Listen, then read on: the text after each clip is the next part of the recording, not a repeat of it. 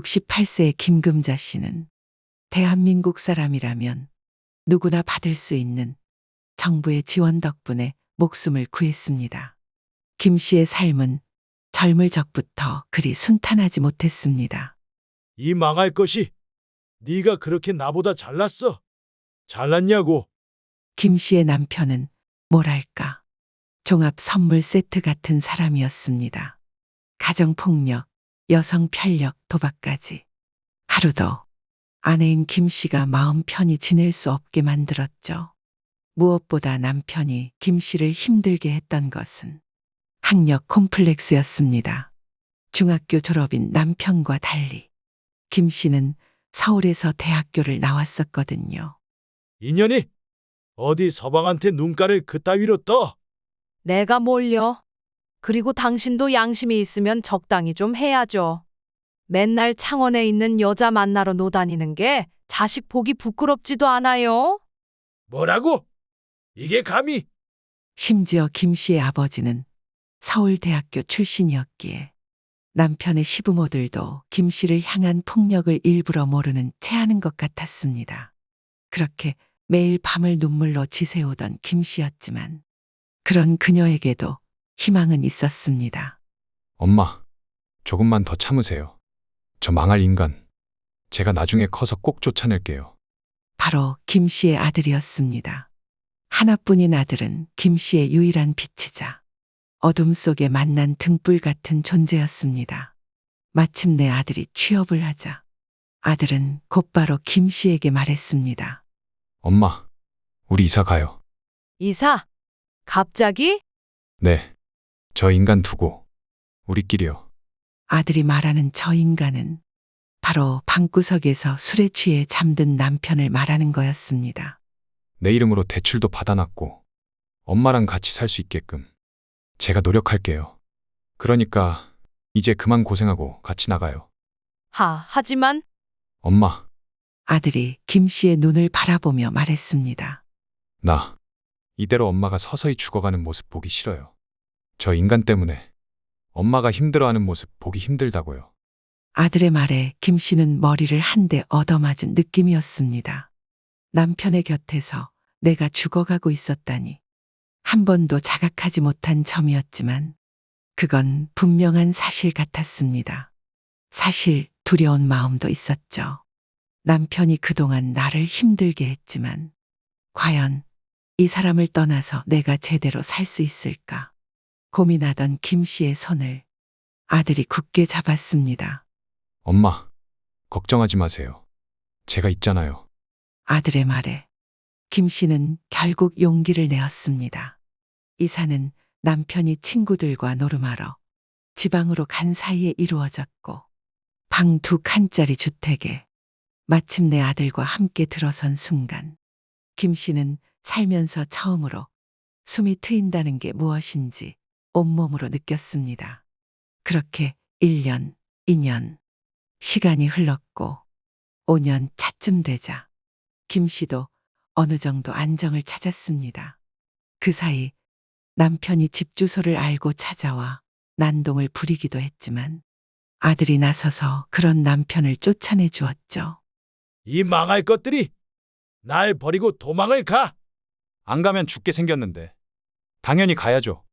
당신 같은 인간은 애초에 아빠로 생각해 본 적도 없으니까 내 인생에서 사라져요. 아들이 남편 때문에 시달리는 꼴이 보고 싶지 않아서 김 씨는 남편과의 이혼을 고민했지만 그러기도 전에 일은 급작스럽게 바뀌었습니다. 다름 아닌 김 씨의 남편이 사망을 했거든요. 남편의 사망 소식을 듣고 김 씨는 아이러니하게도 몸의 일부가 텅 빈 기분이었습니다. 아들이 그런 김 씨의 마음을 알아본 것인지 다가와 말하더군요. 엄마, 힘드세요? 힘들다니. 내가 네 앞에서 무슨 염치로 그러겠니? 김 씨가 애써 아닌 척하려 했지만 아들은 그런 김 씨마저 감싸 안았습니다. 괜찮아요, 엄마. 저 때문에 숨기실 필요 없어요. 울고 싶을 때는 울어야 건강에 좋대요. 아들의 말에 숨기고 또 숨기던 김 씨의 감정벽은 그대로 무너져 내렸습니다. 아들 앞에서 하염없이 울었죠. 이후로도 김 씨는 아들과의 생활을 계속 이어나갔습니다. 아니, 정확히 말하면 이어나가려 했었죠. 문제는 그러기도 전에 찾아왔지만요. 온 세상에 벚꽃이 만개하던 날, 젊은 연인과 단란하게 모인 가족들이 함께 길을 노니던 날, 해가 어느 때보다 화창하게 얼굴을 들이밀던 날, 김 씨의 아들은 교통사고를 당해 죽었습니다. 뭐라고요? 제 아들이 그럴 리가요. 그럴 리가 없는데.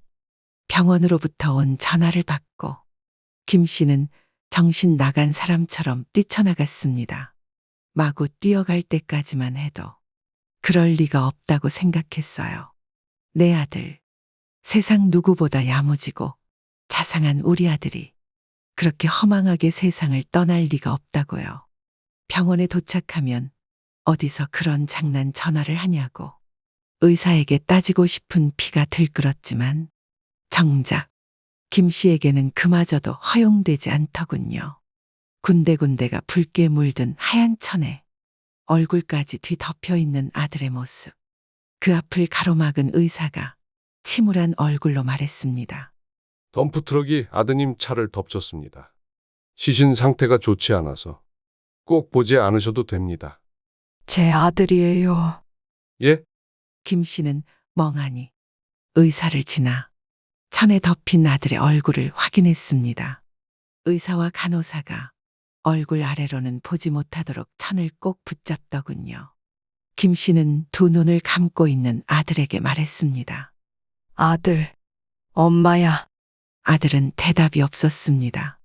무언가 차올라 잠시 말하지 못하던 김 씨가 다시 힘겹게 목소리를 짜냈습니다. 엄마라고. 나왔다니까? 대답이 없었습니다. 자각하고 싶지 않지만 계속해서 오금을 조여오는 무서운 현실이 김 씨의 피를 차갑게 식게 만들었습니다. 어쩌면 지금이 아들을 직접 대면할 수 있는 마지막일 수도 있다는 생각이 들었습니다. 그렇다면 아들에게 어떤 말을 해야 할까? 짧은 번뇌 끝에 김 씨가 입을 열었습니다. 미안하다. 목이 쩍쩍 갈라지는 걸 느끼며 김 씨가 말을 이었습니다. 못난 엄마라서 너에게 도움만 받고 제대로 무엇 하나 해주지 못한 엄마라서 정말 미안하다. 그날 김 씨의 세상은 무너졌습니다. 아들이 죽고 김 씨의 일상은 많은 것이 변했습니다. 그녀의 하루 시작은 텅 빈 방에 앉아서 아들의 사진을 바라보는 것으로 시작되었습니다. 아들아, 김 씨는 아들의 사진을 쓰다듬으며 중얼거렸습니다. 사진 속 아들은 환하게 웃고 있었지만 이제 그 얼굴을 직접 다시 어루만지는 건 불가능했죠. 처음 며칠은 그저 정신이 혼미한 상태로 지냈습니다. 밥도 거의 먹지 못했고 잠도 제대로 이루지 못했습니다. 그러다 문득 현실을 직면하게 된 것은 냉장고를 열었을 때였습니다. 아무것도 없네. 그러고 보니 밥을 제대로 먹지 않은 지도 대체 얼마나 된 건지. 이제 어떻게 살아가야 하지? 아들이 살아있을 때는 생활비가 전혀 걱정되지 않았습니다. 모든 것을 아들이 책임졌으니까요. 하지만 이제는 달랐습니다. 남편도 없고 아들도 없는 그녀에게 남은 것은 기초연금뿐이었습니다. 겨우 몇십만 원으로 뭘 어떻게 살라는 건지. 월세, 공과금, 식비. 계산해보니 숨이 막혔습니다.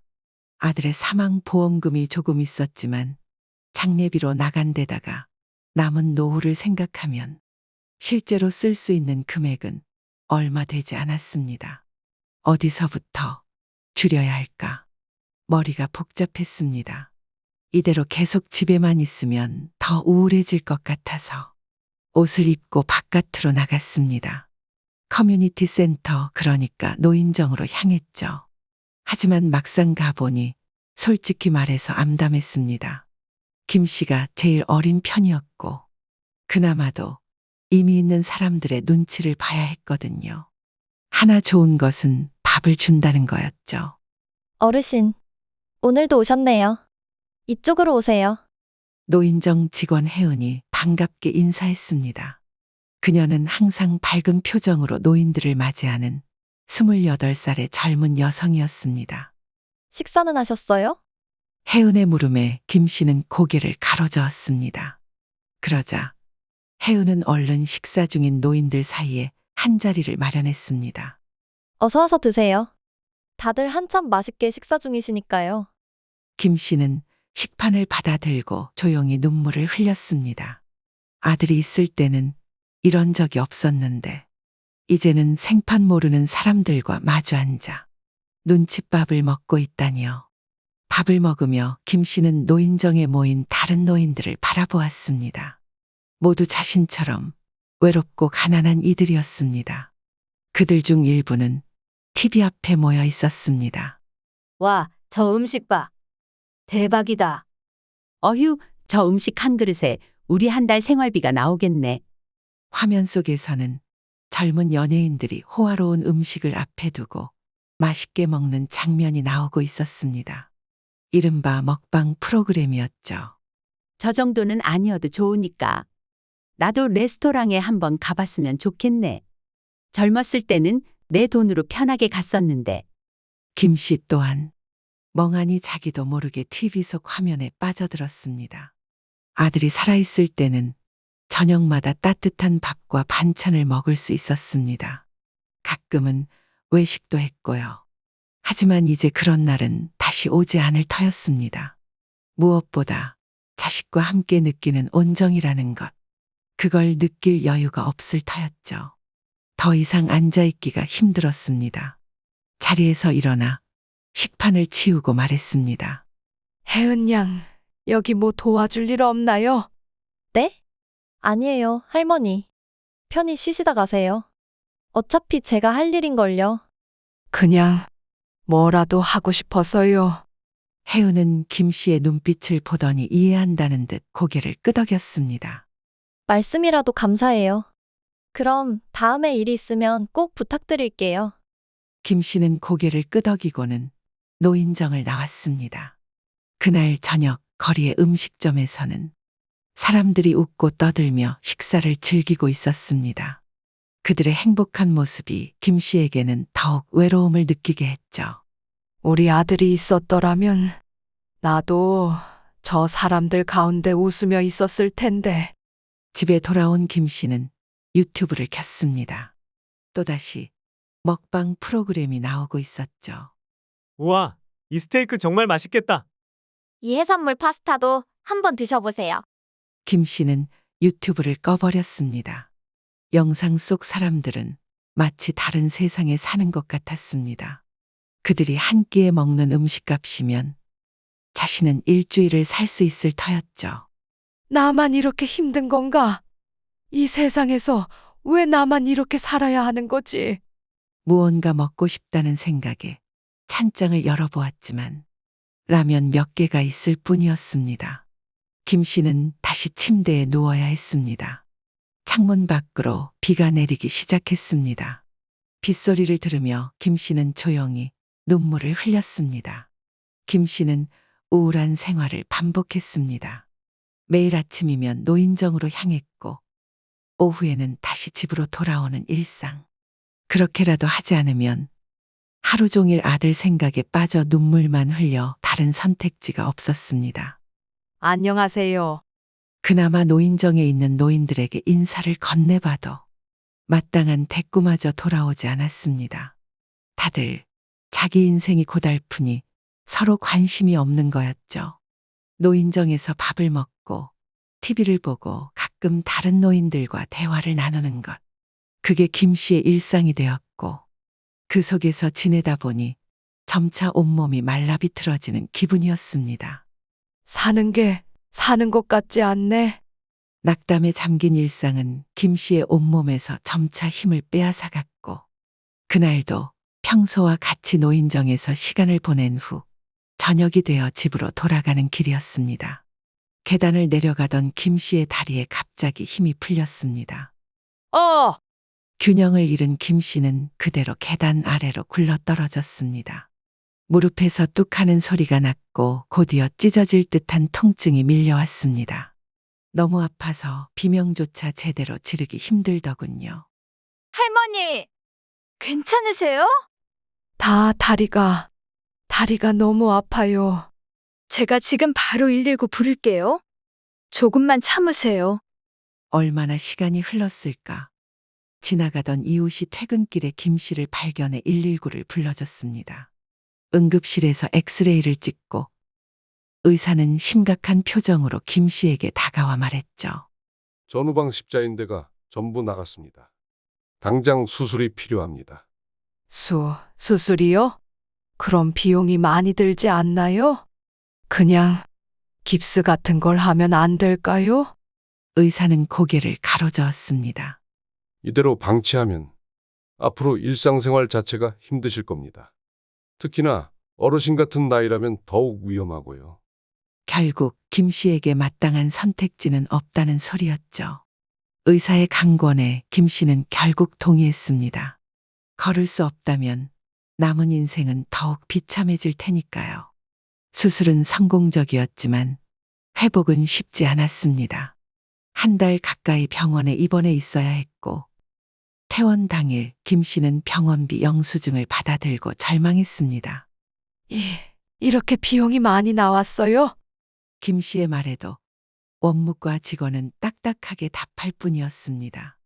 그 정도면 많이 나온 것도 아니에요. 뒤에 분들 기다리시니까 빨리 결제 부탁드릴게요. 네, 카드로 결제할게요. 떨리는 손으로 카드를 내밀며 김 씨는 자신의 미래가 더욱 어두워짐을 느꼈습니다. 퇴원 후 집으로 돌아온 김 씨는 침대에 누워 천장만 바라보았습니다. 아들이 남긴 보험금마저 대부분 써버렸고 이제 남은 돈은 겨우 200만 원 남짓.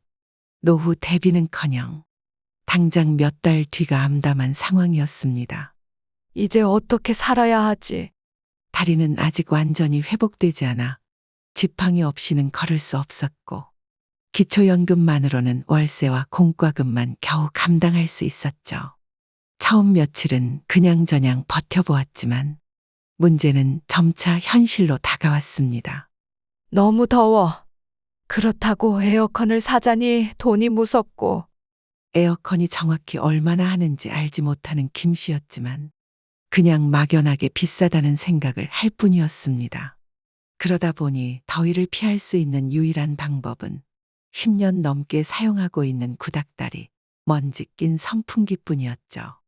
온몸이 땀에 젖어 찐득했고 자리에서 일어나려고 해도 다리 때문에 아프고 힘들었습니다. 그 흔한 라면 하나 끓여 먹기도 힘들더군요. 사람 사는 것 같지 않구나. 이대로 살다간 정말 죽고 말 거야.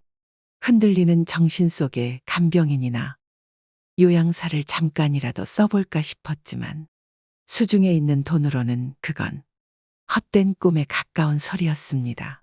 온몸이 땀에 젖어 쓰러져 있던 어느 날 오후 김 씨는 나지막이 중얼거렸습니다. 그냥 이대로 죽어버릴까. 살고 싶지가 않았습니다. 유일하게 살아가던 이유인 아들도 이제는 세상에 없고 끊기지 않아 숨 쉬는 몸뚱이는 고통스러웠으니까요. 그냥 이대로 죽어버리는 것도 나쁘지 않겠다는 생각마저 들 때쯤 문을 두드리는 소리가 들렸습니다. 누구지? 올 사람이 없는데. 잠시 망설이던 김 씨의 귀에 멀리서 외치는 소리가 들려왔습니다. 할머니, 저예요. 노인정의 혜은이요. 들려온 목소리에 김 씨의 눈이 번쩍 뜨였습니다.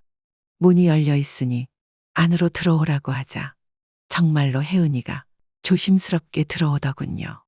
할머니, 갑자기 이렇게 찾아뵈서 죄송해요. 아니에요. 나야 젊은 사람이 찾아오니 고맙지. 그런데 어쩐 일이에요? 그게 너무 오랫동안 노인정에 오지 않으셔서요. 혹시나 하는 마음에 노인정에 기록된 주소 보고 찾아와 봤는데. 혜은의 시선이 김 씨의 수술한 다리로 향했습니다. 다리가 왜 그러세요? 설마 크게 다치기라도 하신 거예요? 걱정 가득한 혜은의 말에 김 씨는 어색하게 미소 지었습니다. 별거 아니에요. 그냥 계단에서 좀 넘어져서. 별거 아니긴요. 이렇게 흉터가 큰걸요. 아니, 그럼 식사는 제대로 하고 계세요? 김 씨는 뭐라고 할 말이 없었습니다. 제대로 하기는커녕 벌써 이틀째 물이랑 생라면으로 끼니를 대충 때운 상태였거든요. 눈치가 빠른 혜은이 울먹이는 투로 말했습니다. 진작에 말씀을 하시지. 이게 뭐예요? 정말 속상하게. 안 되겠다. 내일 제가 반찬 좀 갖다 드릴게요. 반찬을? 아니, 그러지 않아도 되는데. 무엇보다 나 때문에 혜은 씨한테 피해주고 싶지 않아요. 김 씨가 살면서 한 가지 마음 깊이 새긴 것이 있다면 세상에 공짜는 없다는 거였습니다. 하지만 그런 김 씨의 마음을 알기라도 하듯이 혜은이 입을 열었습니다. 피해 아니에요. 오히려 할머니가 저 도와주시는 거죠. 저 노인정에서 일하면서 이번에 대학교 프로젝트 하나 쓰고 있거든요. 그러니까 할머니 마음이 불편하시면 나중에 저 원고 쓸 때 도와주시면 돼요. 원고, 내가? 그냥 인터뷰 같은 거 해주시면 돼요. 그러니까 걱정하지 마세요. 김 씨는 그런 혜은의 말이 자신을 안심시키기 위한 것이라는 걸 모르지 않았지만 일단 몸이 불편했기에 알겠다고 했습니다. 다음 날 혜은이 약속대로 김 씨의 집을 찾아왔습니다.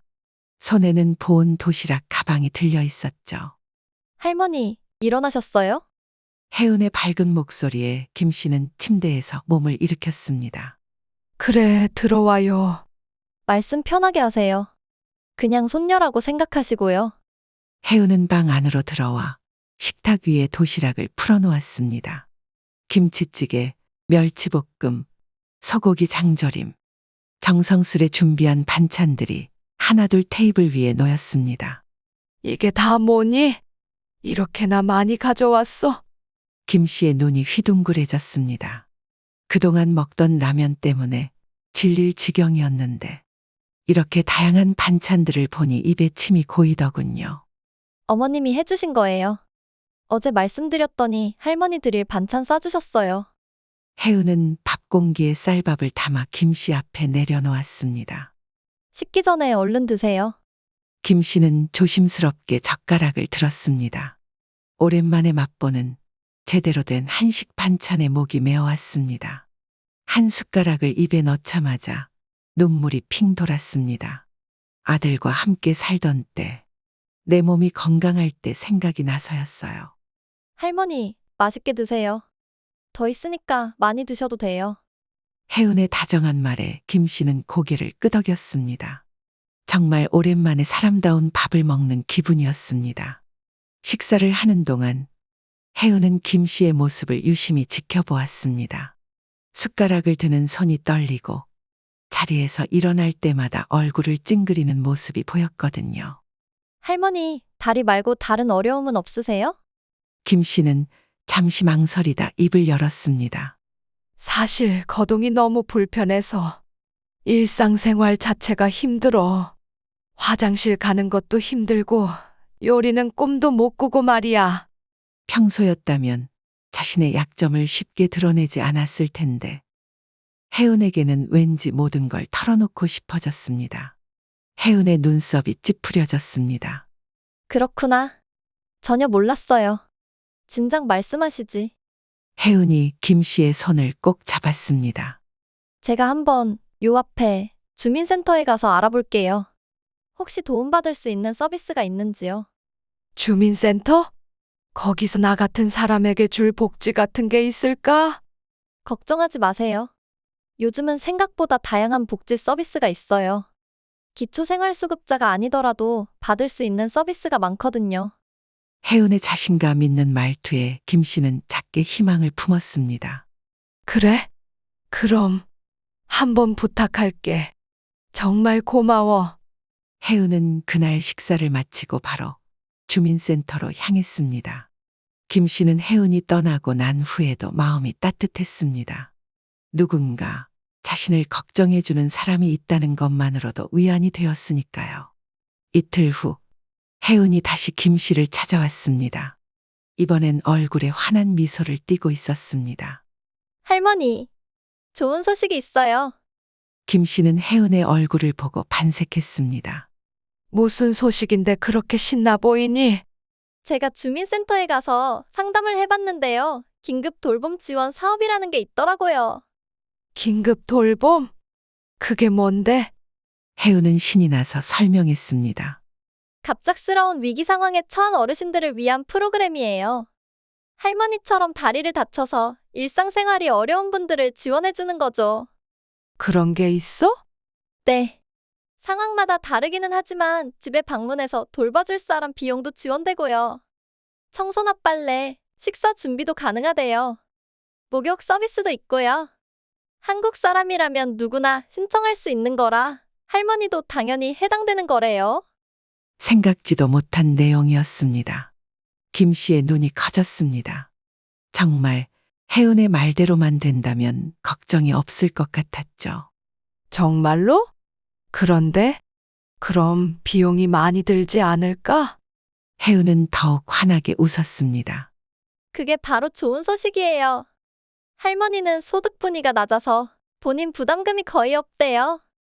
혜은이 알려준 금액은 정말 일반 방문 요양사 금액에 비하면 턱없이 낮았습니다. 이대로만 된다면 김 씨처럼 경제 상황이 좋지 않은 사람도 충분히 이용할 수 있을 것 같았죠. 혜은은 가방에서 서류를 꺼냈습니다. 여기 신청서예요. 제가 대부분 작성해놨는데 서명만 해주시면 될 것 같아요. 김 씨는 떨리는 손으로 서류를 받아들었습니다. 내가 이런 혜택을 받아도 되는 걸까? 당연하죠. 할머니가 평생 내신 세금으로 만들어진 제도예요. 당당하게 받으셔야죠. 혜은의 말에 김 씨는 고개를 끄덕였습니다. 서명을 하는 손이 약간 떨렸습니다. 혜은아, 정말 고마워.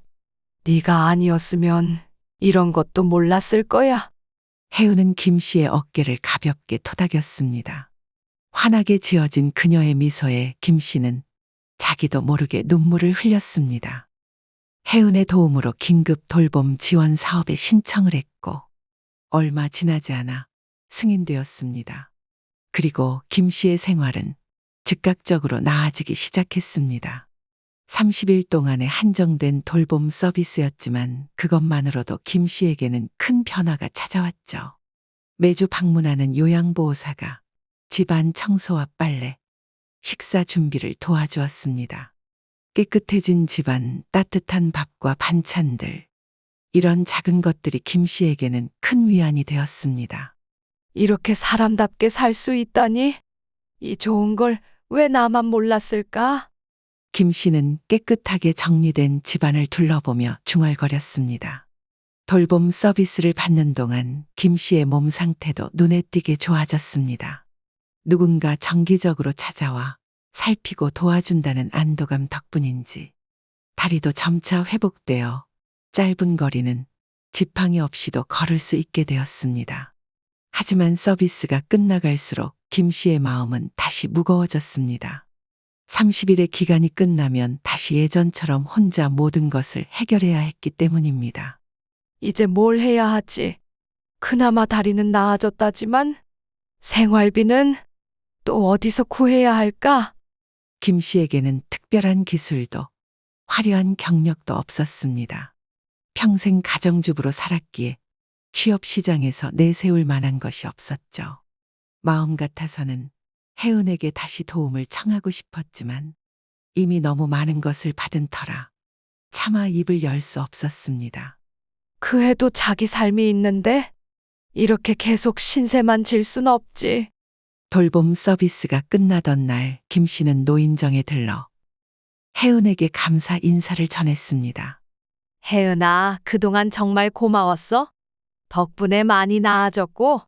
많이 좋아지셨네요. 걸음걸이도 훨씬 편해 보이세요. 혜은은 항상 그렇듯 밝은 미소로 김 씨를 반겼습니다. 그리고 갑자기 생각났다는 듯 말을 이었습니다. 아, 맞다. 할머니, 혹시 시간 되시면 제 프로젝트 좀 도와주실 수 있으세요? 노인 복지 실태에 대한 인터뷰를 하고 있거든요. 김 씨는 잠시 망설였습니다. 자신의 처지를 누구에게 말한다는 게 쉽지 않았지만 혜은이 이렇게 도와달라고 부탁하니 거절할 수 없었습니다. 그래, 그 정도야 당연히 도와줘야지.